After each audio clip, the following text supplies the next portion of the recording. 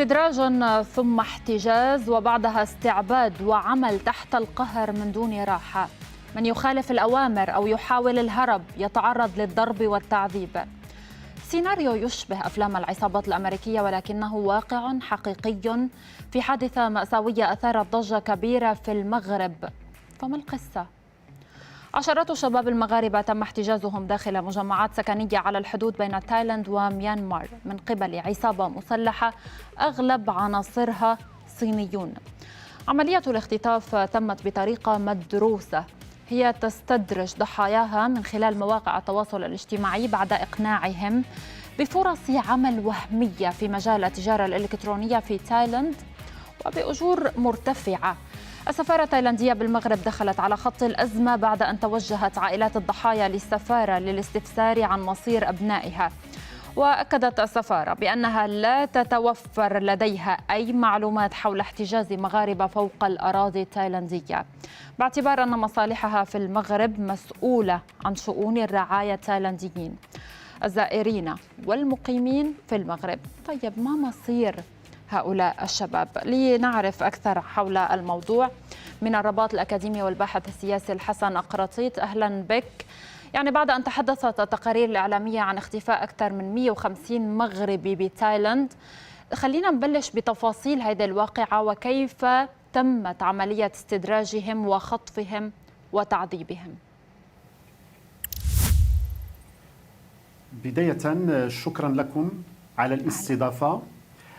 حقيقة وفق هذه التقارير الصادمة والتي تتحدث على أن هناك شبان مغاربة كثر تعرضوا لإغراءات من طرف شبكات إجرامية عابرة للحدود. وفق المعطيات المتوفرة إلى حدود الآن نحن أمام عصابات منظمة جدا وأمام طرق جديدة في عملية الإغراء من أجل اختطاف الشباب، وهي حقيقة تستهدفهم عبر قنوات التواصل الاجتماعي، عبر هذا الفضاء الافتراضي الذي يصعب التحكم فيه ويصعب ضبطه. وبالتالي وفق هذه المعطيات هذه العصابات الإجرامية عملت على استدراج هؤلاء الشبان عبر التواصل معهم عبر الشبكات العنكبوتية عبر هذا الفضاء، من خلال إيهامهم بإمكانية الحصول على عقود شغل وهمية وبإغراءات تتعلق برواتب مهمة جدا. والأكثر من ذلك أن عملية الاستدراج هذه تتضح من خلال ما يمنح لهؤلاء الشباب في البداية، أي هناك تأشيرات، السهولة في الحصول على التأشيرات، وبطبيعة الحال التعويضات المرتبطة بالحصول على أوراق السفر، بمعنى أن هذه الشبكات هي تؤدي لهؤلاء ثمن تذكرة الطيران وكذلك الاستضافة في فنادق فخمة، ومن ثم يتم توجيههم إلى معسكرات، إلى كانتونات سكنية في الحدود ما بين تايلاند وبورما. وبالنظر إلى بعض التسريبات لمن نجوا من عملية الاستدراج هذه، يتعرض هؤلاء بمجرد الوصول إلى هذه الأماكن يتعرضون إلى إدخالهم في هذه المعسكرات التي هي تحت حراسة لرجال مسلحين، وفي نفس الآن يتم استصدار أوراق هؤلاء وإرغامهم على الاشتغال لمدة طويلة تصل إلى 17 ساعة في ظل ظروف قاسية جدا، ودون الحصول على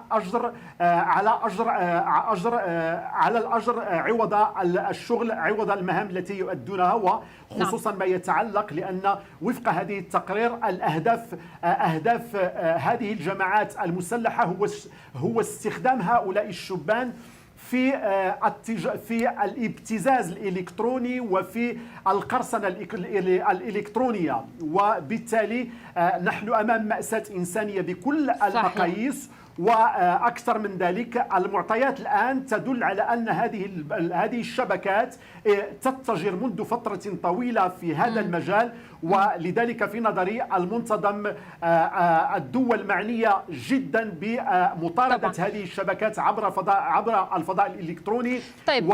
وعبر تحسيس الشباب لخطورة هذه المافيات، لأنها تعتمد تقنيات متقدمة في استدراج هؤلاء الشباب.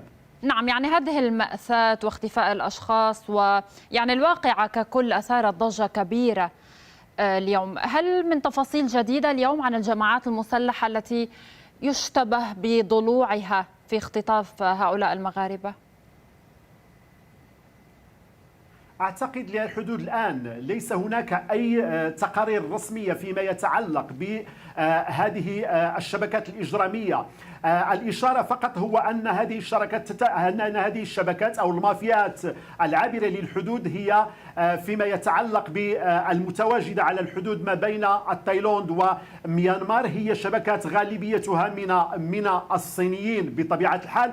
لكن ينبغي في نفس الآن الإقرار على أن طريقة عمل هذه الشبكات هو لا يختلف عن طريقة عمل الشبكات الاتجار بالبشر عبر العالم، وإلا أن الجديد بطبيعة الحال في أساليب العمل هو أن الأمر يتعلق بأن بأن هذه الفئة التي يتم استدراجها هي فئة من الشبان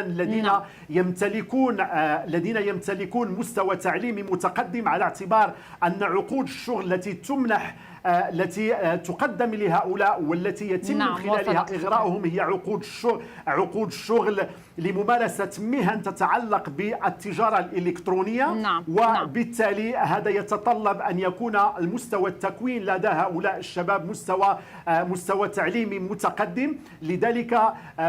لذلك من السهل جدا الإيقاع بهؤلاء الشباب ما دام أن هذه الشبكات تقدم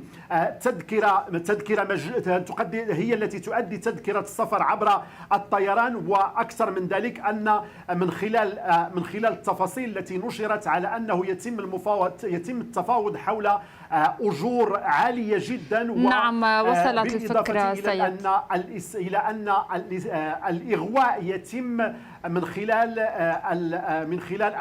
العمد إلى استقبالهم في فنادق فخمة، وهو بطبيعة الحال ما يسهل عملية. نعم، وصلت الفكرة. اعذرني على المقاطعة ولكن لضيق الوقت. أشكرك جزيلا. كنت معنا من الرباط الأكاديمي والباحث السياسي الحسن أقرطي.